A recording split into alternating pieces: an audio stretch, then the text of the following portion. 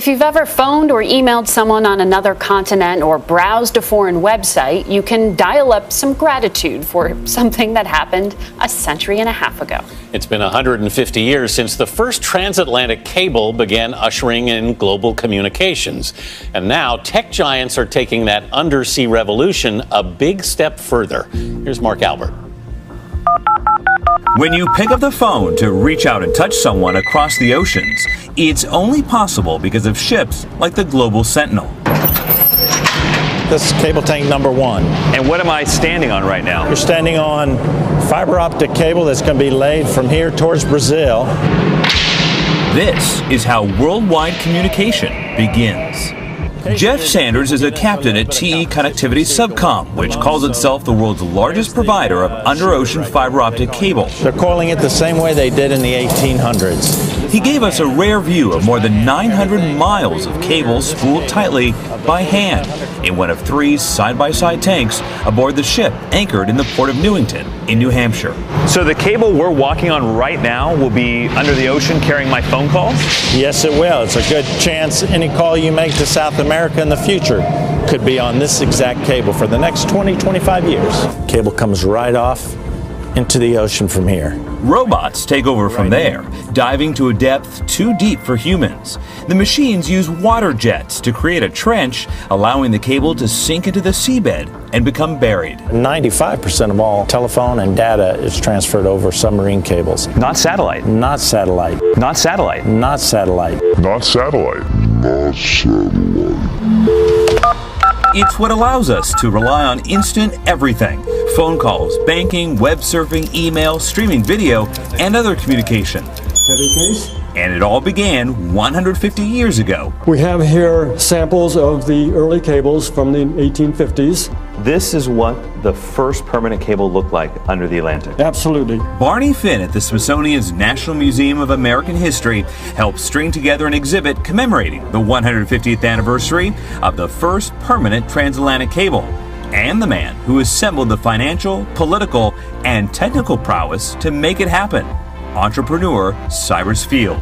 Some of the items have not been on display in more than a century. And this indeed is the cable going across the Atlantic. Laid in rough seas, the first few copper cables broke or burnt out.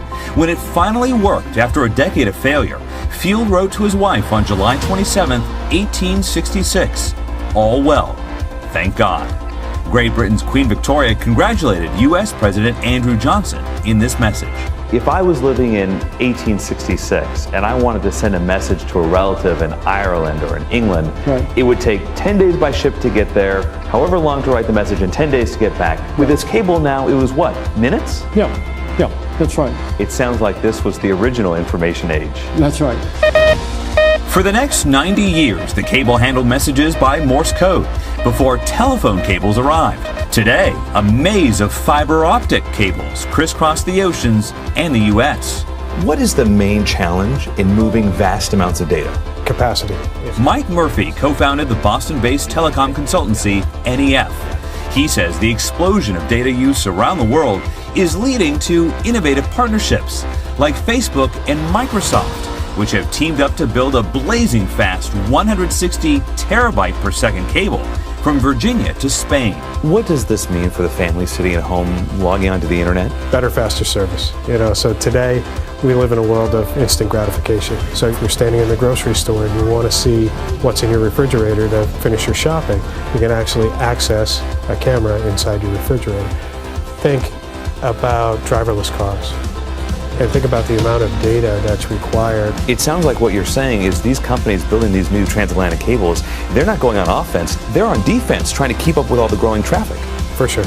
We can transmit the entire contents of the Library of Congress across the Atlantic Ocean in 2 seconds.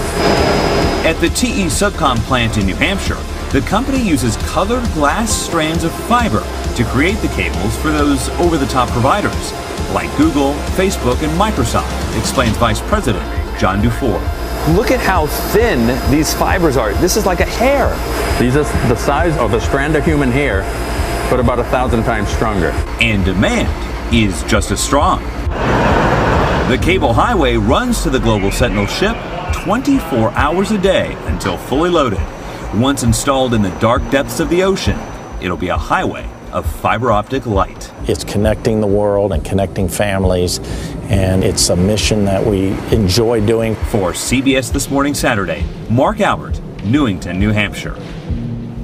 It's amazing. And Mark sent us these thin little threads. Yeah, it's Have housed all in your this. information. They put it under, it's housed in a thicker thing, but the actual cable itself, I mean, you can barely see it. And this is what the Library of Congress is traveling in 2 seconds. That's astounding. Yeah, it's extraordinary. Wow.